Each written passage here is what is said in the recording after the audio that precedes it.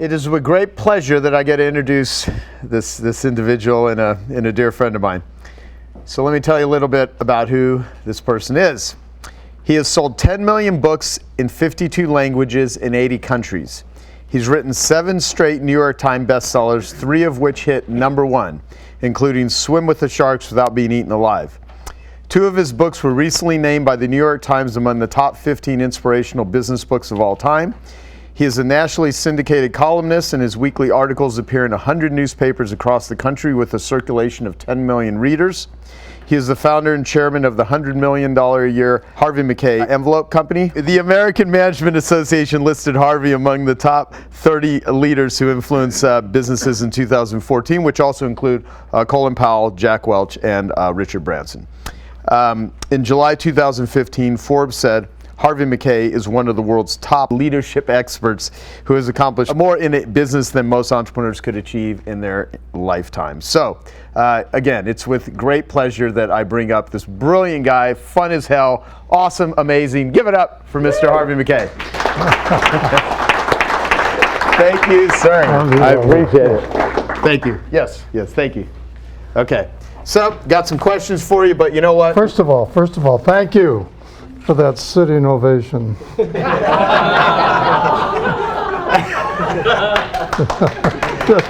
on, just kidding. Just kidding. When you stand up, I'm afraid you're going to leave. That's great. So what should people know about you that I didn't say? What should they know about me? What should they know about you that I did not say that you think would be useful? Well, number one, I'm a marathon freak. Yeah? I've been running all my life. How many have you done? 10 marathons, okay. New York's, Boston's, for those of you that are marathoners out there. And number 2 was going to be a professional golfer, all the way to age 18. Always wanted to be an entrepreneur. Still have trouble spelling the word, yeah. But that's exactly what I wanted to be. 11 grandchildren and 3 kids. Love to travel. I was going to see all 207 countries in the world, but 9/11 just wiped me off the map. Imagine posting an American coming to all those countries, just waiting to get killed. So anyway, my home's in the sky, about 5 million miles, and live in Siberia, Minneapolis. But came here approximately 30 years ago as a snowbird. Yeah. And then became a citizen. Was president of the Chamber of Commerce the year I came over here 15 years ago. It's a definition of a secret is when one person knows. And I've kept it a secret for 15 years. It's a banner headline story back in Minneapolis. You know, if you know that the president chamber moved from Minneapolis, because of taxes and everything else here to Phoenix, Arizona. So far, no one knows, so I'm not worried about you keeping a secret. I'm worried about the people you tell who can't keep a secret. Well, so there's a lot of things that I could ask you before having you come out here. I said, you know what? Let's talk about books. You've written 7 books. You now got an 8th book that's called "You Haven't Hit Your Peak Yet," which comes out from the time we're doing this. What? January 29th. Yeah, a couple weeks. Couple weeks. All right. And Uncommon Wisdom for Unleashing Your Full Potential.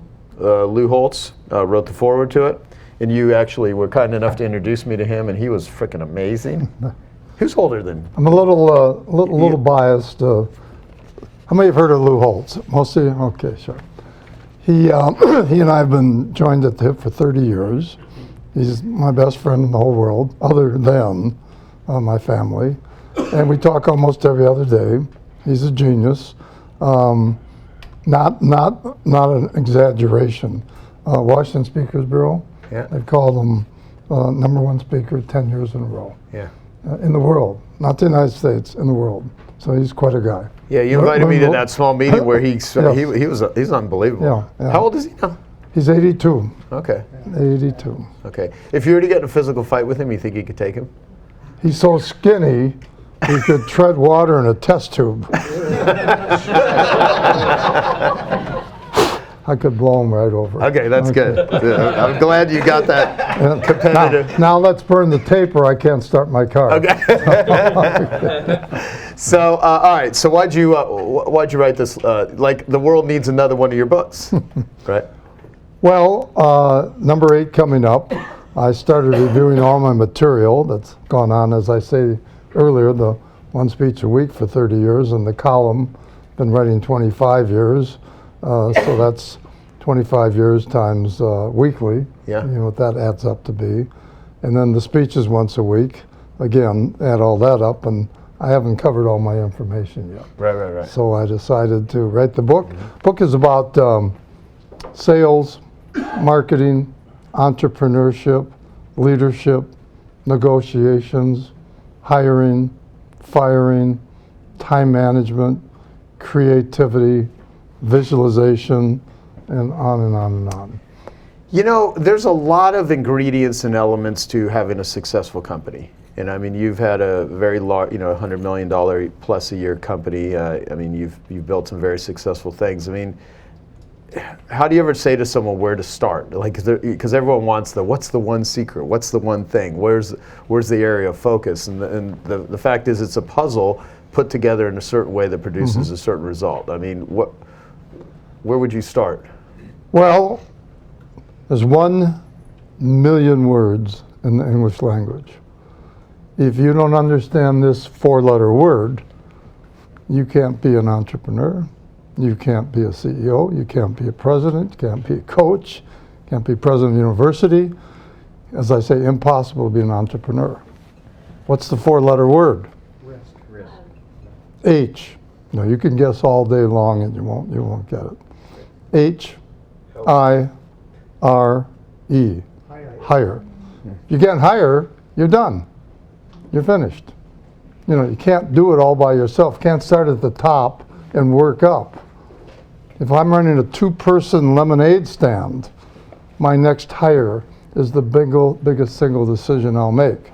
We have 500 employees at the Mackay Envelope Company, now called Mackay Mitchell Envelope Company, a company I founded in 1959. So I've been at it for a long, long time. And anybody can buy an envelope machine. We make 25 million envelopes every day. That means you have to sell 25 million envelopes every day. And they're distributed in about 18 countries also, mostly though the United States. So you know a little bit about direct mail too. Well, that's our baby. Just very, very briefly, because the Super Bowl is coming up in a couple weeks. Just turn on your television set. Most of you will be watching the Super Bowl. And then just go get a Coke and come back in 30 seconds. And Coca-Cola might have been advertising, or Pepsi-Cola, for 30 seconds. Price, $7 million, plus $500,000 to make the ad, plus you're forced to buy 2 or 3 other ads during the year. Go pick up New York Times, whole page, USA Today, whole page, put your ad in there, hundreds of thousands of dollars. Go get my little envelope. 187 million homes it gets into, and it's dirt cheap compared to that kind of advertising. And remember, you can only use an envelope once, and then you have to come and order more. So it's a wonderful industry. Yeah, it's awesome. a good business. But back to the book a little bit. Over and above all those subjects, I decided to take on truth and integrity and attitude and persistence, and they're all two pages basically. In fact, the real secret is just you buy it, put it on your nightstand. You don't need any sleeping pills. Just pick it up, boom, you'll go to sleep. But it will. Very proud of it. Swim with the Sharks is still selling 30 years later, 100,000 a year, which I'm very proud of. And so wait, you're still selling 100,000 a year of this book? in that book. 30 Wow, 30 years. 30 years later. It's crazy. Well, and then Times named it, that's the thing I'm most proud of. Along with Dale Carnegie, you've heard of Dale Carnegie, and Think and Grow Rich, you've heard of them, and Norman Vincent Peale, and Stephen Covey. I've got 2 out of 15 on there. So That's giving me chapped lips from kissing the mirror too much. you get real cocky when something like that happens. But believe me, it's what keeps you going, for sure. What earlier today we did a tool called "What Pisses You Off," and so what disappoints you? What really? When do you get really disappointed and really feeling like, ah? Should I lose? You never talk about politics. Should I lose 50% of the audience now in one sentence? It's up to you. You could. No. Off and on, I get really ticked off. No, I don't even think I'll say it. I got to stay away from politics. So let me just see if I can. Can't win. You can't win in the political future. I'm a political junkie, and I've been raised in a political family, and spending my whole life with governors and senators and representatives and mayors, and so that's my side life that you don't know about. Yeah. So I'm a junkie. I'm addicted, total addiction to politics. But as far as what ticks me off or pisses me off more than anything, I would say I don't like the education system as far as what's happened. And you all know about the scandal, of course. One family paid $6 million to get their son or daughter in the USC. You remember that? I don't like that particular way. It's just a crushing blow for every kid that's got a dream in order to get into school. Yeah. And so you can get in the numbers, you can get in the criteria, you can get in the politics, and I guess I don't like the way the world runs, let alone the United States runs, when you can just pick up the phone and get so much done. Gotcha. So with that, how do you bounce back from, be it failure, disappointment, betrayal? I mean, what is your method of resiliency and stamina to deal with? I appreciate that. You hit me in a straight flush. I just brought a couple of papers from home just in case some of these might apply to what you asked me. I'm not sure. But I've had this long time. Back in Minneapolis, swivel around, there it is, hanging. It's just a copy of it, and this is what keeps me going. And I hope all of you have heard of it. I'm going to guess that maybe a third of the room has heard this before. You can't hear this enough. Anytime you feel like quitting throughout your career, perhaps you remember the story of one of our people. He failed in business in 31, ran as a state legislator, lost in 32, tried business again in 33, and he failed again. Sweetheart died in 35. He had a nervous breakdown in 36. He was defeated for Congress in 43, defeated again for Congress in 48, defeated when he ran for the Senate in 55, and defeated for the vice presidency of the United States in 56. Ran for the Senate again in 58, he lost again. This man never quit. He kept trying to the last. In 1860, this man Abraham Lincoln was elected president of the United States. Seems if we want to triple our success ratio, might have to triple our failure rate. How many have heard that before? See that? Third of the room. You can't hear it enough. And so I read it every week. You know, it's funny. None of that was set up. I had no idea what you had in there. I just was asking you this because I genuinely. That just happened to apply. And if talking about failure, I'm a storyteller. You don't mind that, do you? No, I do not. And that's what I expect of you. But talking about failure, a fellow walks into a bar, and he's disheveled and drinking, hunched over, and in comes a 6'6" monster, bells, whistles, boots, everything.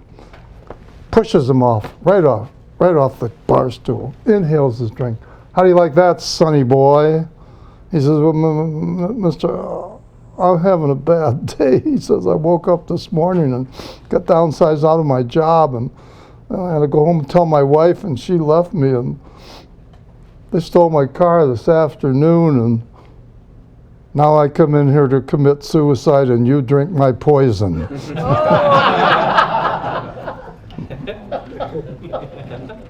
You know I'm a storyteller. Yes, yeah. Okay, and let me put it in reverse, if I may. We've never, because you tried twice. You're 0 for 2, so no. If you told 2 stories up here. I thought they were pretty funny. On a 1 to 10, they were 2. It's okay. Yeah, that's all right. That's all right. No problem. But Thank you. We Appreciate do this. have a tradition at our company. This has been going on now for over 50 years. Nobody who's a manager or who's hosting the meeting can open up the meeting without telling a story or a joke less than 60 seconds. Men and women, everyone. And this makes them a better presenter. There's a lot of reasons why I do it. So I was going to, usher in this little story, less than 60 seconds. And it's as follows.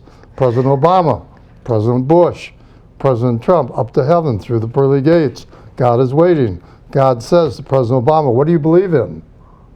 I believe we have to eliminate starvation, face of the earth. Come on in. President Bush, what do you believe in? I believe we have to eliminate nuclear proliferation from the planet. Come on in. President Trump, what do you believe in? I believe you're sitting in my chair.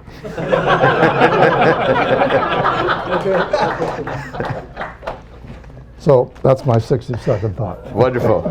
I wonder if I should interject this with a question or just let you keep going. All right, so I'm gonna ask you some, which seem like so obvious questions, but coming from you, I'd like to hear your answer. So, sure. What is your advice on someone who wants to be more successful? And you've probably heard this a million times, but what's your advice? Because you're sitting in a room right now with already, from a financial standpoint, people that are in the top percentage of highest income earners in the world, and there's other people that are going to listen to the recording of this. Well, the first thing I'd say is, biggest room in the world is the room for improvement. So I don't care where you are in your station in life. All right, there's plenty to go. I have on my tombstone, I already wrote it out. What does it say? He couldn't sleep fast enough. I don't want to miss anything. I want to go to sleep. I'm afraid that I'll miss something. With the whole world out there and 7.2 billion people, and it's just 208 countries approximately. Things are happening every single day. They're getting their MBAs from Harvard, from Siberia. It's just unreal that there's so much out there. So we're not talking, of course, about money. Everything I write about is not, yes, it's going to unequivocally make you more money. I believe that it'll make you 2, 3, 4, 5 times what your net worth is today if you have 3 things. I don't interview anybody for a job once I find out, that they don't have it. I don't hire again anybody. They have to have 3 things. Number 1, they have to be a hungry fighter. Number 2, they have to be a hungry fighter. Number 3, they have to be a hungry fighter. Now I start with ethics and integrity first, and then that goes the rest. I don't mentor anyone. I've mentored a lot of people over a lifetime. But unless I know that they're going to practice the right concepts, then there's no question about it. All right? No sense spending any time with them. So that's all up to you. But what you're doing really here is, yes, you're making solid money and you want to make more. But guess what? You want to be happy and you want choices. So I love money. I just love to make money. Why is that? Because it gives me choices. Time. We all started out in life with one thing in common. We all have the same amount of time. Now it's just a matter of what we do with it. And so I'm a time management freak, just so I can get in everything. At my age, quite frankly, I always had about 5 to 7 years. I really think I've lived 7 years longer than what my age is. And that's because of time management freak, which I learned from my father. So to be successful, back to your question, let me just say this. Practice makes perfect. That's not true. Perfect practice makes perfect. Practice something time and time again, and if you don't know what you're doing, all you're doing is perfecting an error. You put a ceiling on how good you can become. I've studied the Japanese, Russian, Chinese, Arabic languages. Quite frankly, people think I'm a heck of a linguist. Catch that? Guess you have to take my word for it. Actually, I'm a lot slower learner than most of the people whom I started my language classes with, but there's one marked difference. I started with all of them, but I finished, and they didn't. Repeat, I started with all of them, but I finished, and they didn't. In Japanese, it might take 200 hours. Chinese, 400 hours. Arabic, 300 hours. Russian, 250.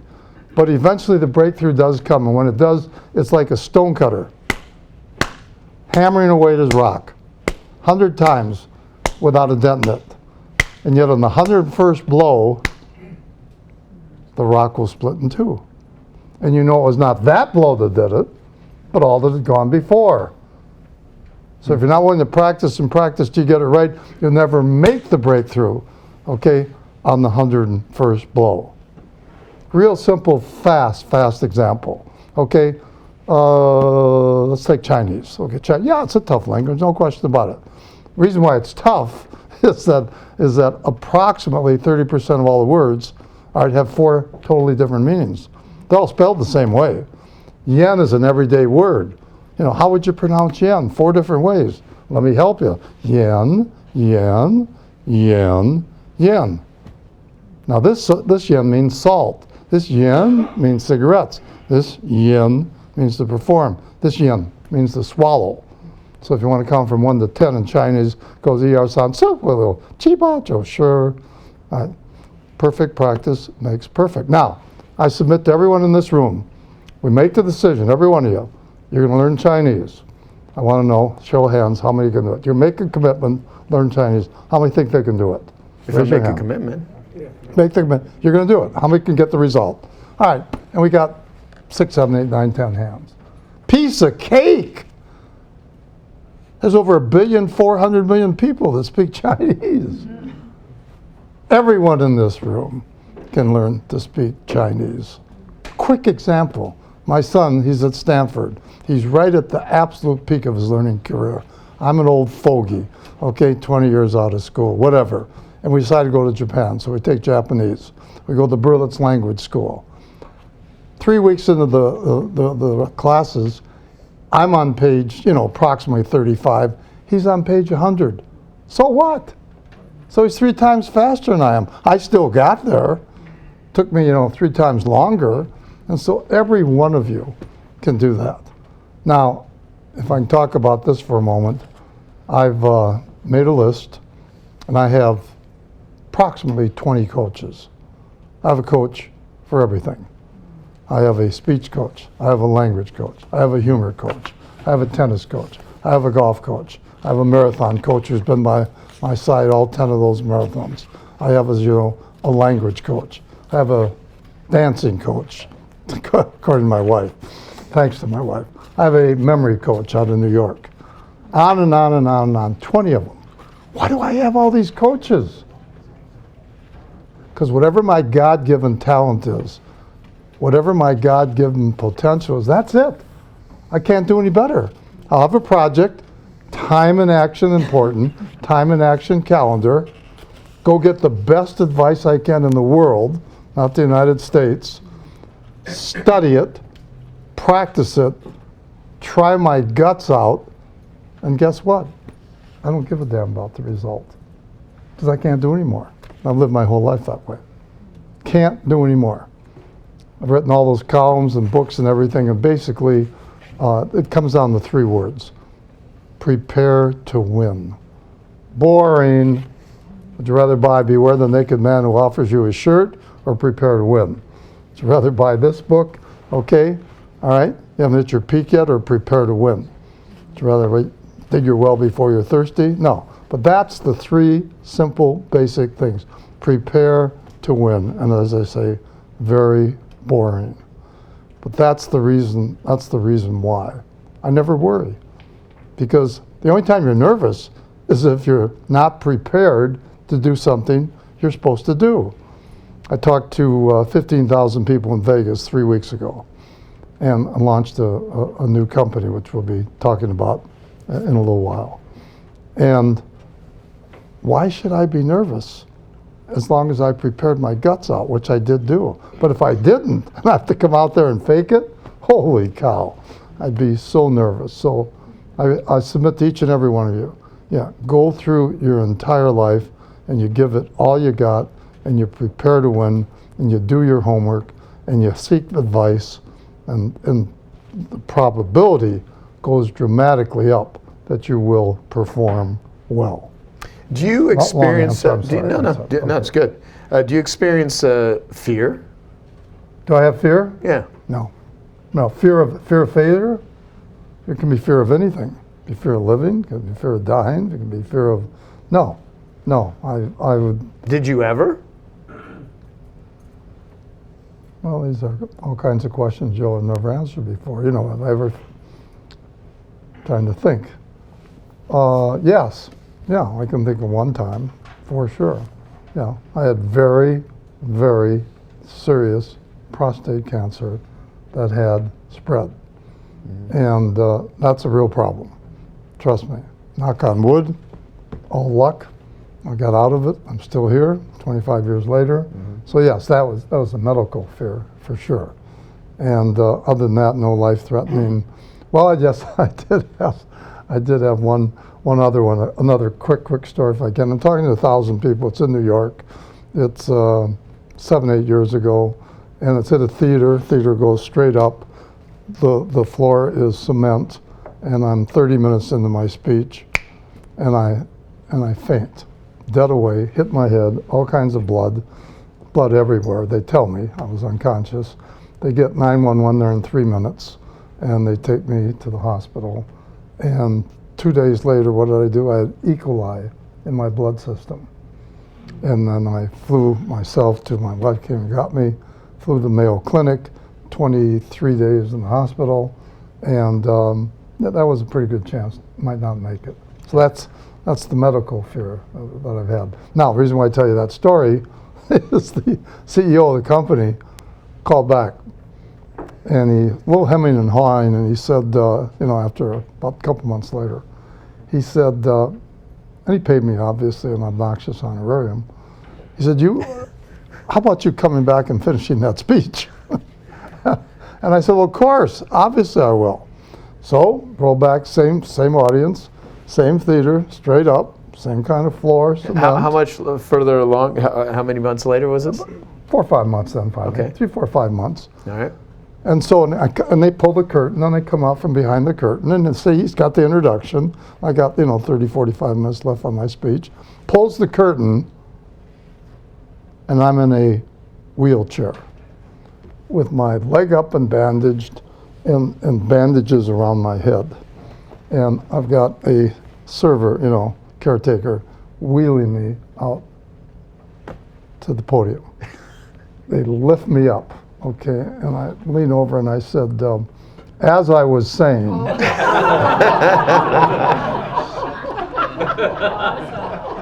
now, the reason I tell you that story is because creativity, and this is the most creative guy on the planet, you know that. I haven't told you anything that you don't know.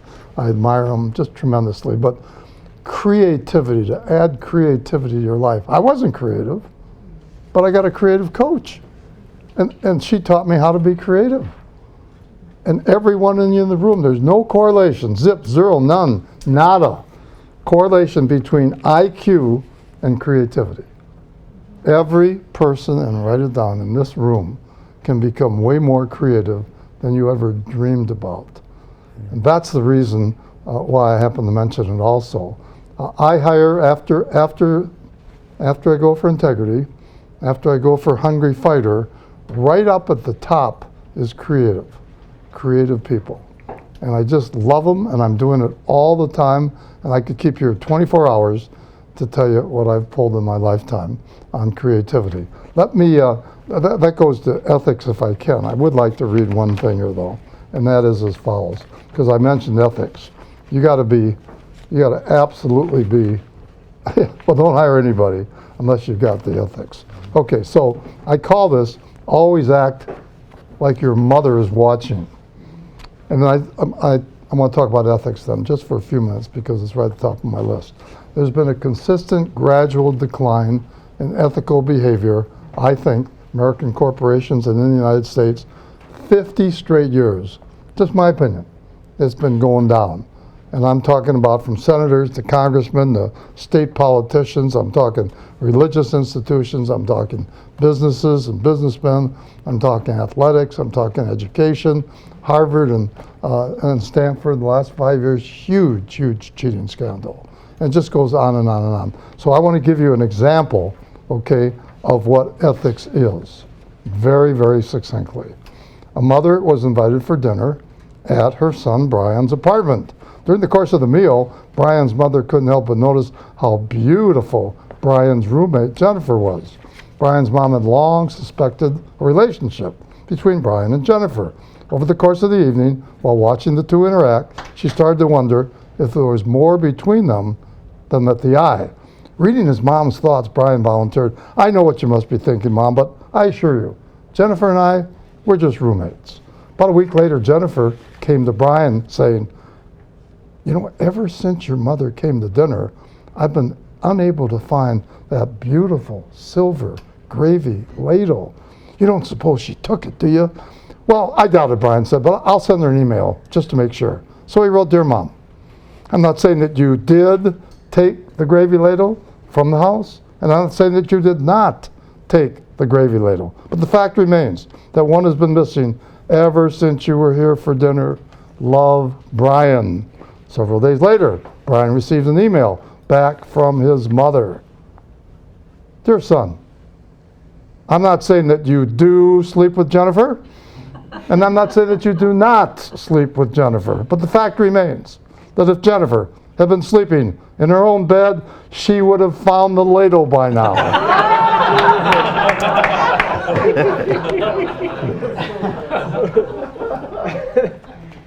McKay's moral: if you have integrity, nothing else matters. If you don't have integrity, nothing else matters. So anyway, I'm looking for humor all the time. I'm looking for creativity. It's everywhere there, and I just submit and challenge everybody in the audience to don't be boring. Don't be predictable. Don't ever send another letter, without thinking about it. Don't ever send another email, a text, without thinking about it, without maybe putting a little bit of humor in there. Don't ever give a gift.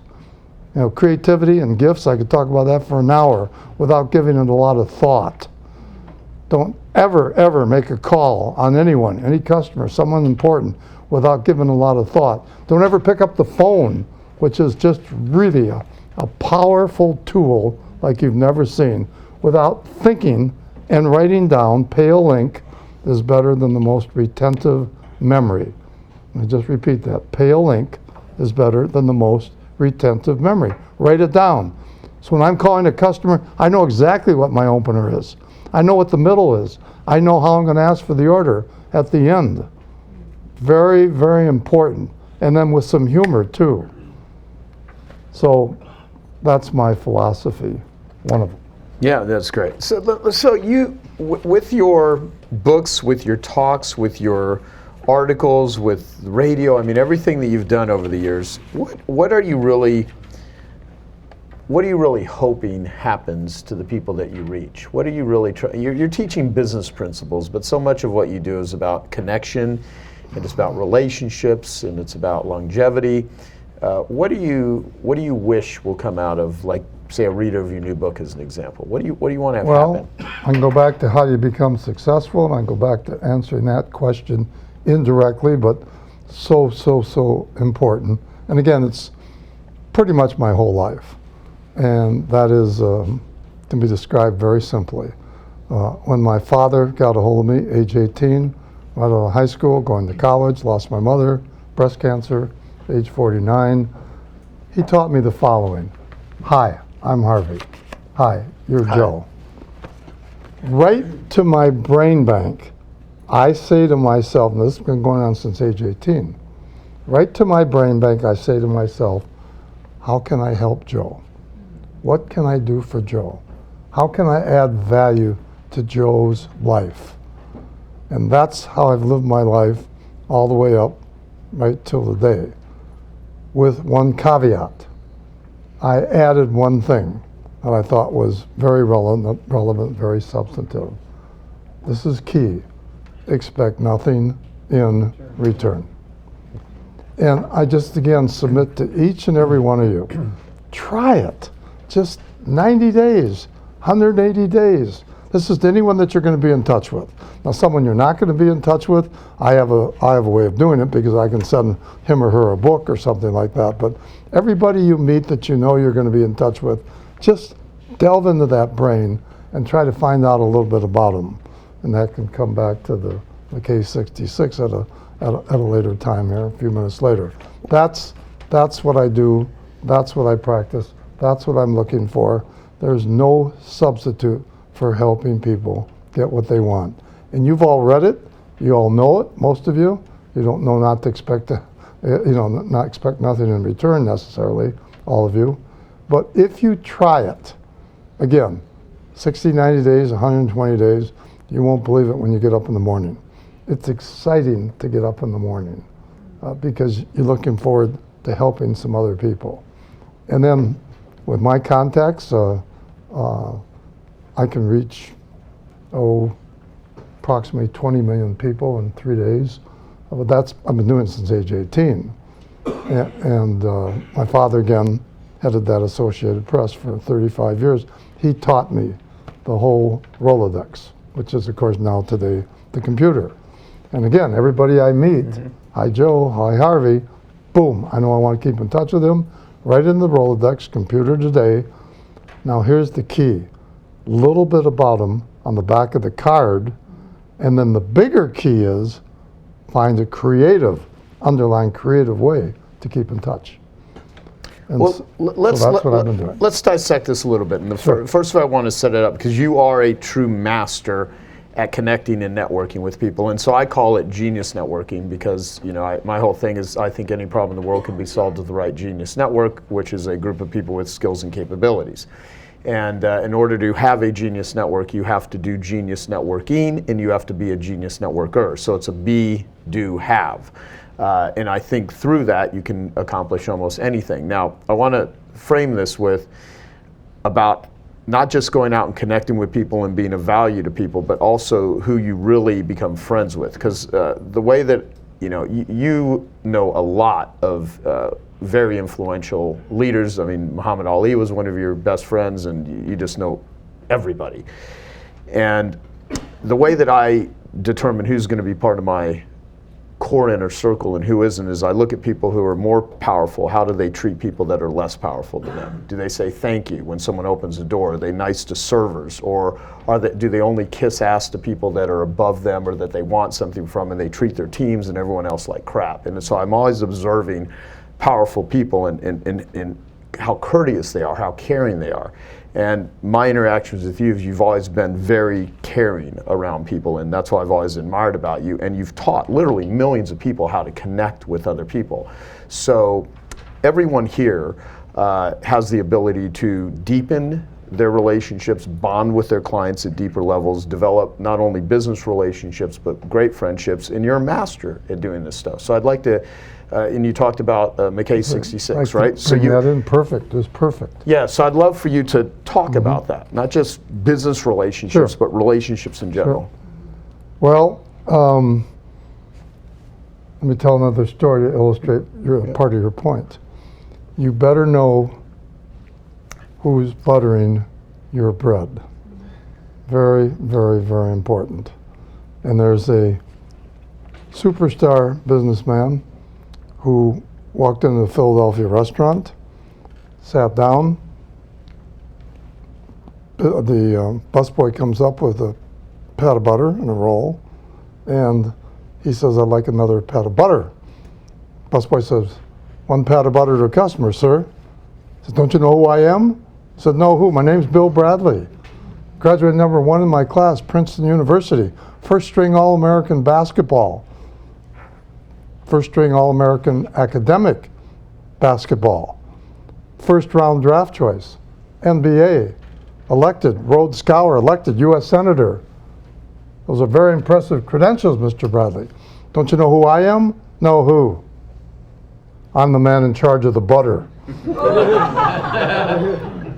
And to your point, there will always be someone in charge of the knives and the forks and the butter and the plates.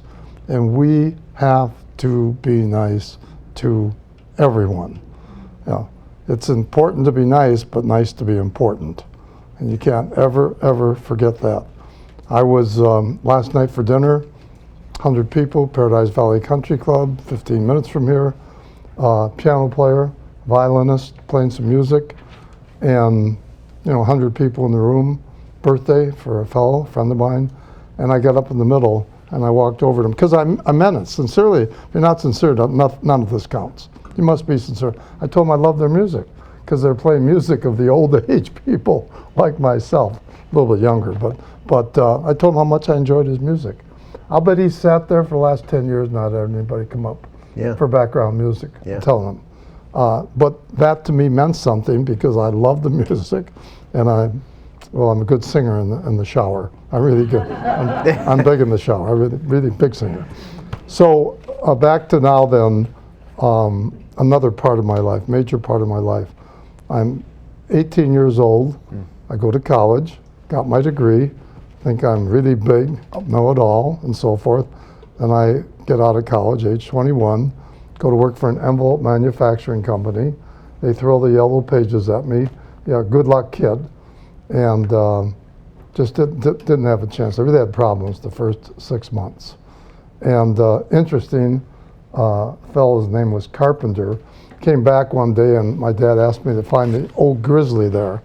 And I said, ask him for advice. I said, tell me, how long do you call on a customer? And he said to me, depends on which one of us dies first. And that's, again, when I learned my persistence, I would never give up. So then I'm calling on 300 accounts in the Twin Cities, St. Paul, Minneapolis. I'm 21 years of age, having a problem. And one day, I just decided, hey, I'm going to humanize my selling strategy. I'm going to find out as much as I can about all 300 buyers. I'm going to come up with 66 questions, and it's called the Mackay 66. I want to know where they were born. I want to know where they went to school. I want to know about the spouse. I want to know about the kids. I want to know about their names. I want to know what turns them on. I want to know what his political persuasion is. I want to know him or her, how many jobs they've had, what turns them on. And I came up with these 66 questions. And for the rest of my life till today, even last night, I have kept the 66 basically on every single human being that I want to keep in touch with. Someday I'll read you yours. Yeah. Okay. Yeah. But that absolutely took Swim with the Sharks to 5 million copies in 1 year. My guys were crazy, that salesperson. How can you give this away? It's crazy. I said, look, 9 out of 10 people aren't going to do it, and we're 30 years ahead of the people that are going to do it. So I'm going to share it with the world, which I, in fact, did do. So, little aside, if I can, with Swim with the Sharks and 5 million, being creative, I want to be the first one to say, this is 30 years ago, money back guarantee if you don't like Swim with the Sharks. I'm not sure I was the first one. I don't know. I couldn't prove it. But I had a 3-week fight, World War III, with my publisher, William Morrow and Company. Interesting, okay? I finally prevailed. They sold 5 million copies. 27 people asked for their money back. 7 of them were my best friends. I guess they wanted to keep me humble. Right. So back to the Mackay 66 then. You want to go deep with every relationship. And what we teach at Mackay Mitchell Envelope Company, which is my partner now, what we teach is, guess what? This is not just for customers. This is for suppliers. I want the best ink company in the country. I want the best box manufacturer, the best carton manufacturer. I want the best paper supplier. Anyone who walks through our front door, there's no difference between a customer and a supplier. We keep 66 on everyone. And when I'm out calling and still making calls, of course, then that gatekeeper is really important, he or she. Very, very important. So I keep a 66 too on the gatekeeper. And it's just real simple. That's all. This is another fabulous story. Red buttons. None of you, any of you ever heard of red buttons? Oh my God. God, I thought the median age here is about 35. I don't know. There's a bunch of millennials we got here. Yeah, well, I'll tell you, it's loaded with. Anyway, red buttons. This is just brilliant genius. See, one of the funniest comedians that ever lived. So he told the story that he was on the city, 52 circuits. 52 cities. You go out and back for his whole life. Every time he came back to the hotel room after having dinner or meeting some people, guess what he did? He made out his holiday card, his Christmas card. He put right in there, their son is Jody. Is so-and-so going to graduate? Did he get make the soccer team? He wrote something from what he learned because it was fresh in his mind, and then he mailed them all at Christmas time. They thought he was a genius for 40 years. Best memory in the history of the world. Yeah, but it's just, again, a little creative idea, but wow. You know what? I've actually heard you say that before, and that's one thing I have not yet done, and that is a freaking fabulous idea. And if first off, I'm curious to see with like the internet age, and you see even your terminology, we call on customers, right? Now you say that to a young person. I mean, this is like there's no internet. You physically go visit them in person. You call them on the phone. You are doing manual labor in order to go and connect with people. And we now live in this day and age where people don't make phone calls. They don't go and visit people. Some do. Agreed. And the ones that do have an incredible advantage. People don't use direct mail. They don't do cards. They don't do postcards. And I mean, I've said this to thousands of people. 1 out of 100 ever does it. But I was like, if you want to improve your connections in your network, mail out 10 postcards, letters, anything physical. I mean, even if you text or do email, it's going to be better than what most people do. But you genuinely, every day, 5 days a week, you don't have to do it 7 days a week. It'd be 20 times a month. And if you did that for an entire year, a year from now, your network will be off the freaking charts. Your connections, your relationships, how people appreciate. And no one does this stuff. Short notes yield huge results. Mm-hmm. I've been sending notes all my life. No one can talk me out of this thing. Nobody can. President Bush, Father Bush, and Clinton, more Bush than Clinton, never would have been president of the United States without sending out short notes. Mm-hmm. I mean, I met Bush in an airport with his roommate, who was a friend of mine. I got a note the next day. Not just a total stranger in an airport. He sent out notes his whole life. So what I do is I scan, you don't know what newspaper means, but anyway, I scan the newspaper. I listen to television. I'm looking to catch someone doing something right. I'm looking for someone that just became, okay, they just made an acquisition. Their daughter again just did this, their son did this, and I'm looking to write that note. I'm up to now 700 people that I wish happy birthday to. So every day, I've got 1 or 2 or 3, sometimes I've got 6, sometimes I have none. Been doing that since age 21. And boy, I want to tell you, when you remember someone's birthday and you just call them, that's all, it is just remarkable of what happens. And then we teach our sales force, they have to know the birthday of their customers, right? Yeah. Have to know the birthday of their customers.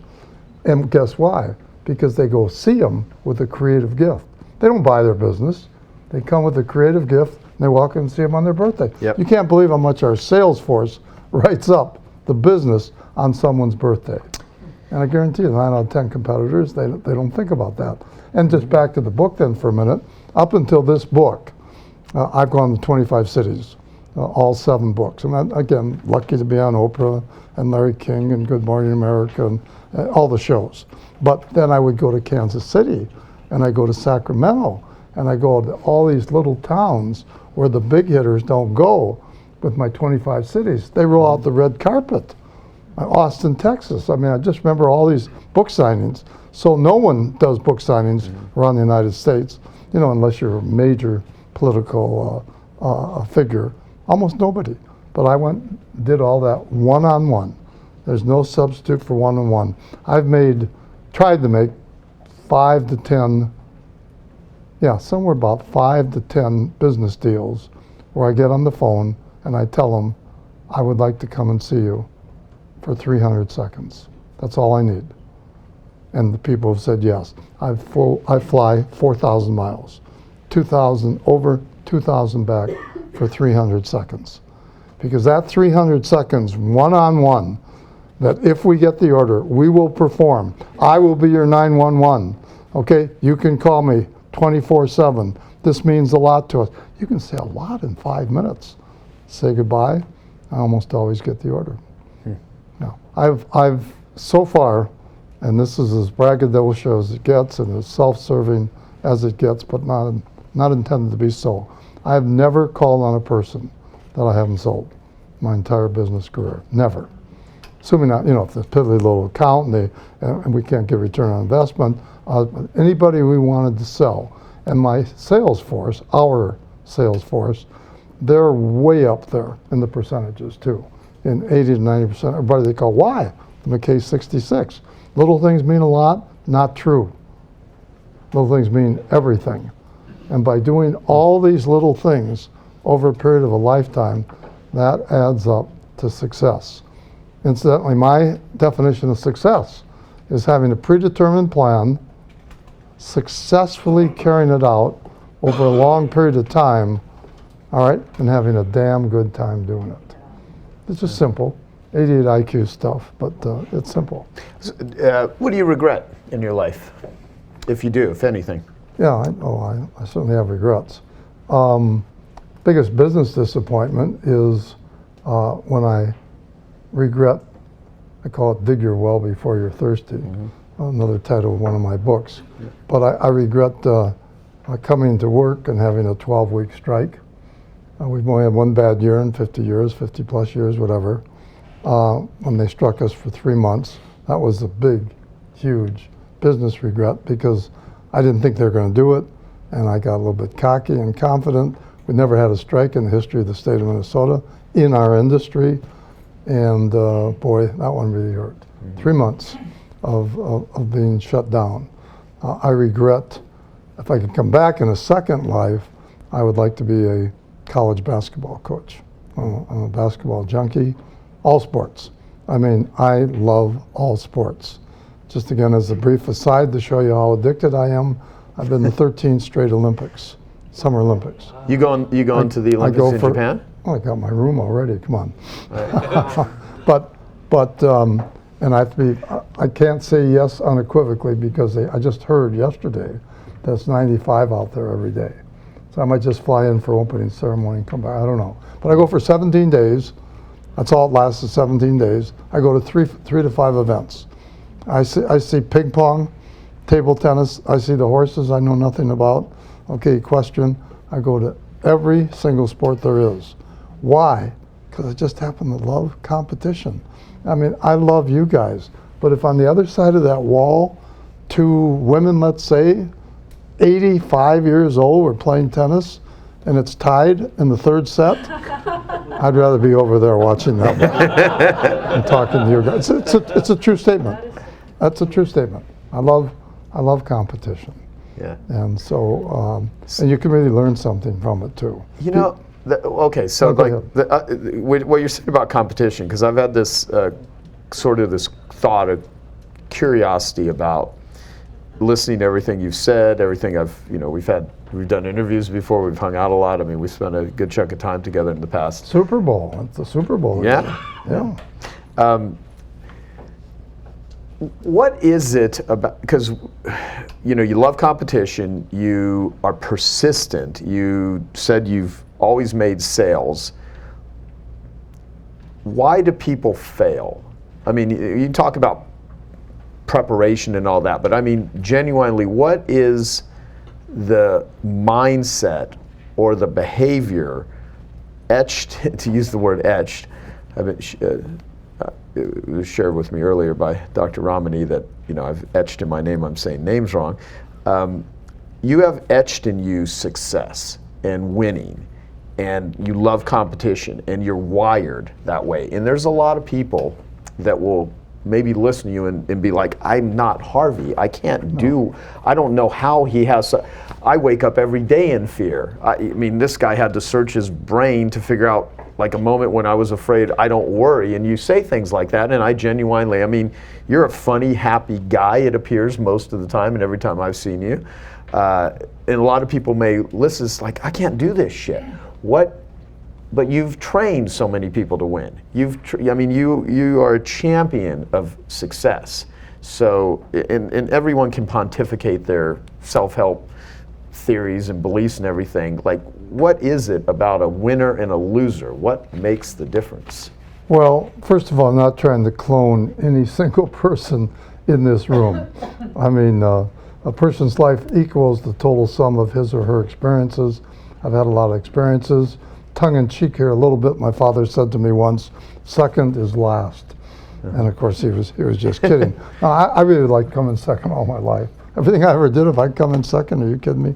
It'd be terrific. But let me just add one thing. If you go ask 1,000 business persons, men and women, highly successful, forget about making money, yes. CEOs, presidents, and all that, with great lives, you know, a lot of charitable work, everything. 1,000 of them. How'd they make it? How'd they make it? Guess what? I'm going to give you the answer. I'm going to give you the answer. 90% of them will all say the same word. Somebody want to guess what that one word is? I bet you'll get this one. Perseverance. Grit. What? Grit. Higher. Okay. The word is 9 out of 10. Just trust me. I know I'm right on this one because I've spent, you know, my lifetime asking everybody. Mentor. Mentor. They all had a mentor. And I want you to all maybe write this down because you won't know what it means. Bass are where you find them. Repeat. Bass are where you find them. What's that mean? Well, mortgage money is where you find it. Mentors are where you find. They're out there. There are more people, believe it or not, willing to mentor you than there are people asking to be mentored. But everyone, never say no. Another just aphorism of mine. Never say no for the other person. Let them say no. I can't sell him. I can't sell her. He won't mentor me. She won't mentor me, right? Mm-hmm. Get that?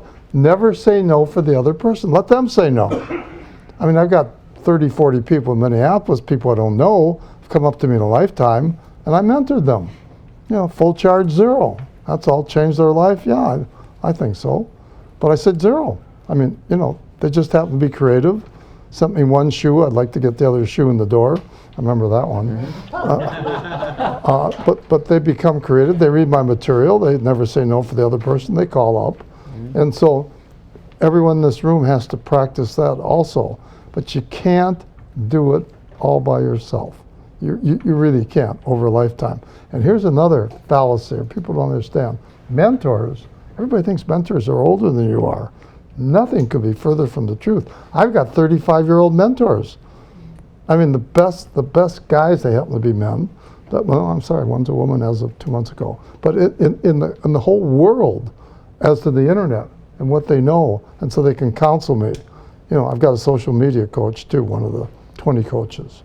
So mentors can be younger as well as older. And mentors change over a period of a lifetime. So that's very, very important from my perspective. That's how you learn all these things that you just talked about. You know, and you want to go deep. You want to have a relationship, and it's not money, money, money. It's you want choices. You want happiness. When you get them both, there's just no substitute.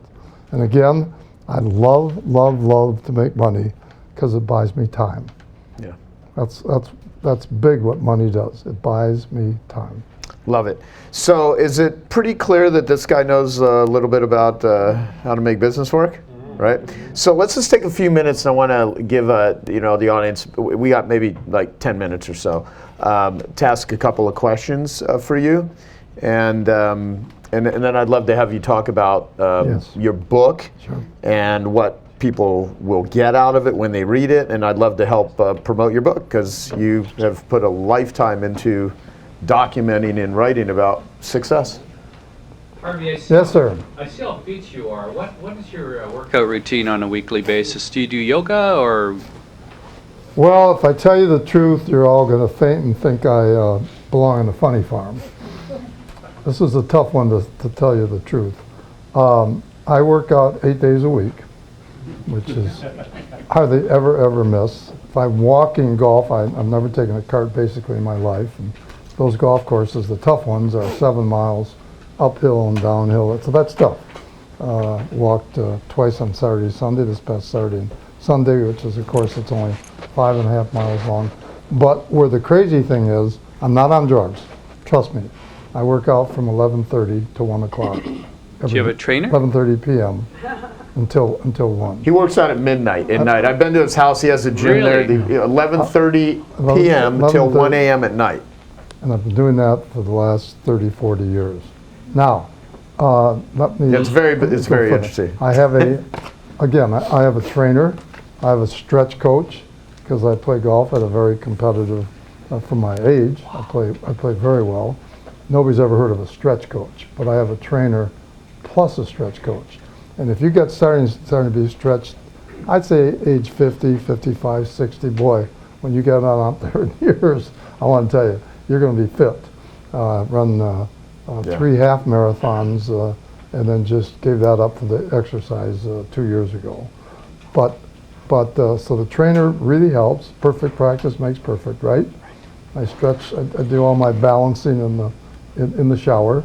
Try to stand on one, well, you guys can, you're so young. Try to stand on 1 foot for 2-3 minutes. It's not that easy. If you're over 50 or 55. So I do some exercises there. I got 6 different machines that I work on, and then I get my news at the same time.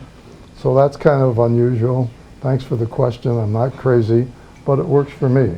Now, I should say one thing, that I just learned this about 18 months ago.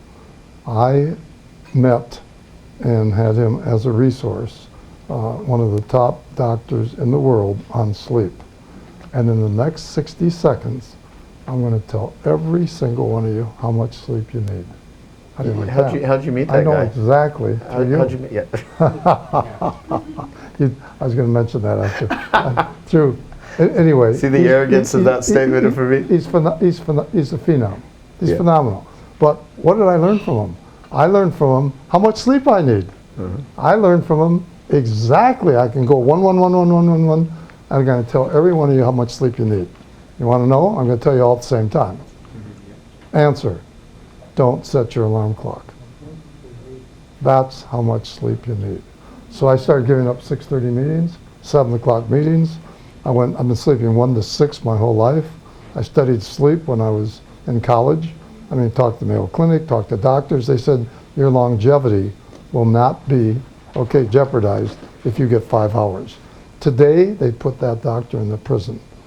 Today, sleep is everything, as far as the newest research is. So if you don't set your alarm clock, that's exactly how much sleep you need. Isn't that smart? Great statement.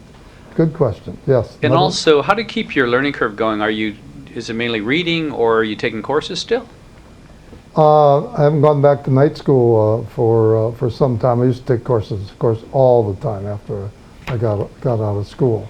But there's no substitute for reading. Now, again, the whole world, is right here in the hand. And their social skills, I believe, will be reduced substantively by looking at this and sitting in restaurants, as you well know, and talking to each other at the restaurants. It happens everywhere. And so those millennials, and I'm not down on millennials at all, but the millennials will, and I got 11 grandchildren, so that a lot of them fit right in there. But they're living, I have to slam the car door and say, that's it. And we're going out to a restaurant, leave your phones. Nobody's going to be talking while we're having dinner, on your phone. So reading is wonderful. I teach and mentor the following. I believe that you can get a college education if once a week, and I've been doing this course for 30, 40 years, but once a week, Sunday, New York Times. You don't forget your politics, forget the editorials. You don't have to read the editorial page if you don't want it. If you do, fine. But the New York Times, every Sunday, covers every subject in the world, substantively, in-depth, fascinating. Their obituary column is phenomenal. You'll hear of people you've never heard of before that are just phenomenal. So once a week, you buy the Sunday Times, you put it on your nightstand, and you just peck away at it all week, before you go to bed. That's what I've taught to everybody. I won't mentor anyone unless they agree to do that, the young kids and so forth. They have to agree to do that and check in. But that's just, for me, that's one of the places where I get my knowledge, of course. And let me just go back to networking again, because it's so important. I've got, well, we've got time for a quick little networking story, and then I'll finish up. Yeah. I'll finish up. Yeah. Okay, because this is, you can't, if you had to prioritize everything I said, obviously networking's right at the top. But my father, again, head of the Associated Press, 35 years, was a national syndicated columnist also. He gets a hold of me, age 18. Again, and he says, every person you meet, rest of your life, I won't repeat, okay? Goes in the Rolodex file, a little bit about them, find a creative way to keep in touch. Now, I want to talk about publishing for a moment, okay? I'm an unknown first-time author from the flyover state of Minnesota, and I want to get published. Swim with the Sharks Without Being Eaten Alive. William Morrow and Company is the publisher. I'm really making this short. Have a couple meetings, not much happens. Finally, summit meeting. Now you have to understand, for 40 years, if you're an unknown author and you write a book, a business book, 10,000. They won't print more than 10,000. There used to be 1,500 Barnes and Nobles. Today there may be 600. But they would not print more than 10,000 if you're unknown. And I'm unknown. So now summit meeting, CEO, President, VP, National Sales. 20 minutes into the meeting, I asked for the order. And I said, I'd like you to seriously consider printing 100,000 Swim with Sharks Without Being Eaten Alive. We're on the 37th floor, they told me to jump. VP National Sales closes his book. Thank you very much, Mr. K. Obviously, we're not going to get together. And then he looks at me and he screams, "Who are you?" Screamed at me, "Come in here." He's laughing. 100,000? When we only print 10,000, unknown first-time author? Well, I brought 2 humongous briefcases in with me. Then I pulled out 2 huge Rolodex files. It's 30 years ago. 6,500 names. Started to go through them. General Mills, got 30,000 employees. We do business with them. Maybe they'll read the book. Maybe they'll pass it along. Pillsbury, 18,000. Honeywell, 22,000. Carlson Companies, on and on and on and on. 3M Company. Then I said, oh, we do business with about 5 countries then. In France, Germany, oh, here's Spain. Paco Galatas, got 2,000 employees. Maybe they'll read the book. Maybe it'll be an international bestseller. 3 weeks, 3 meetings later, they printed 100,000 hardcover copies, Swim with the Sharks. And one of the reasons why I told you this, because the world really goes around, okay, as to someone sets the table for you. If I want to get into General Electric, I have to have somebody, set the table. If I want to get into General Motors, if I want to get into Google and sell them envelopes, are you kidding me? It'll take 2 years. I have to find somebody that'll give me instant credibility. And that comes from networking, of course. Now, here's what's important about networking. You go, not you, this crowd, but a lot of people all over the country are going, remember, they exchange cards? Mm-hmm. It's worthless to exchange cards.